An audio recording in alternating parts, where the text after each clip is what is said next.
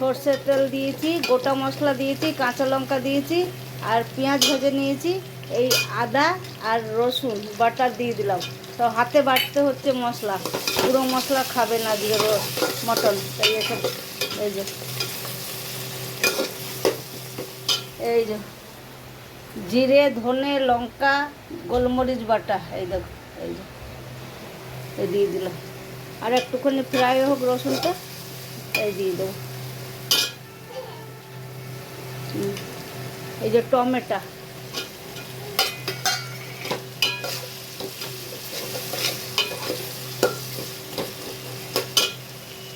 Tomato দিয়েছি। এই দই আছে, আর এইটা আদা, রসুন, তেজপাতা, গরম মশলা, গোটা গরম মশলা, টার অনিয়ন, মাংস দিয়ে নুন হলুদ দেয়নি, দিয়ে মটনটাকে 3টে সিদ্ধ করে নিয়েছি। যে রসুন বাটা হয়ে রসুনটা ভালো করে ভাজা হয়ে গেছে। এই জিরে, ধনে, গোলমরিচ, লঙ্কা বাটা এই দিয়ে দিলাম।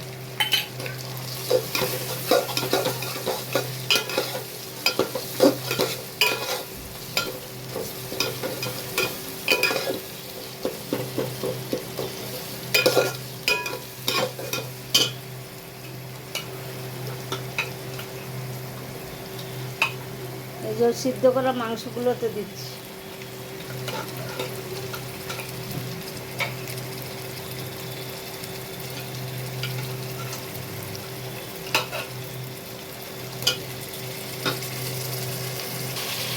এই যে এবার মাংসটাকে কষবো, 10-20 মিনিট ভালো করে কষবো।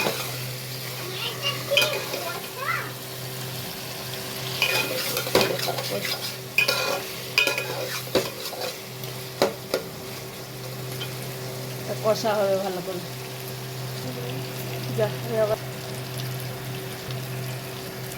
এই যে এবারে হলুদ দিচ্ছি।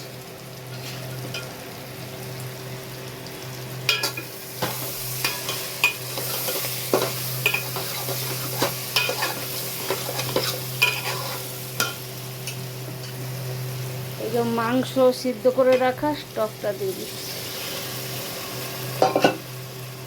দিয়ে আর একটু কষবো।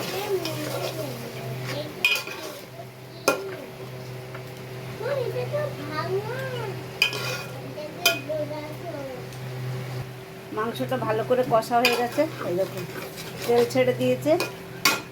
এই যে এবারে দই দিয়ে দেবো।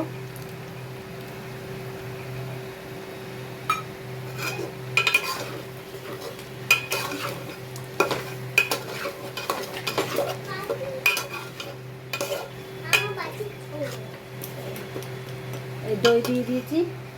এবারে এই যে মটন গোটা মশলা দিয়ে, রসুন দিয়ে, আদা দিয়ে আর লঙ্কার গুঁড়ো, সর্ষের তেল আর নুন দিয়ে যেটা সিদ্ধ করেছিলাম মটনকে, এইবার এই মটনের জলটাকে আমি এই মাংসতে ঢেলে দেবো।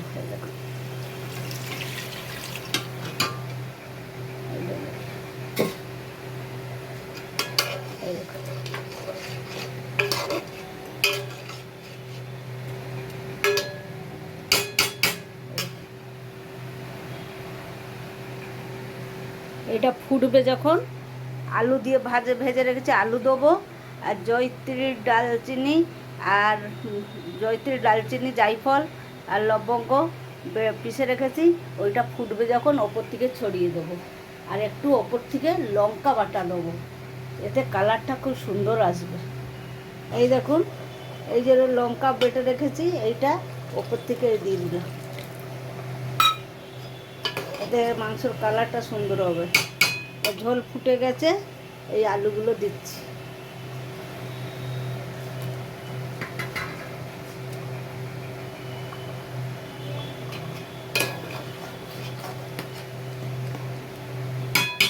এবার এই মাংসটাকে ঢেকে দেবো।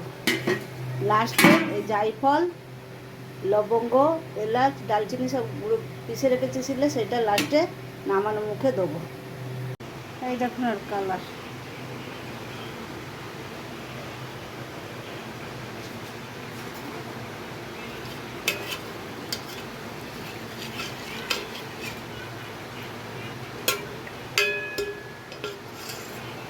দেখতে যেরম খেতে সেরম। ভালো লাগলে ভিডিও লাইক করবেন, শেয়ার করবেন, সাবস্ক্রাইব করবেন। ধন্যবাদ।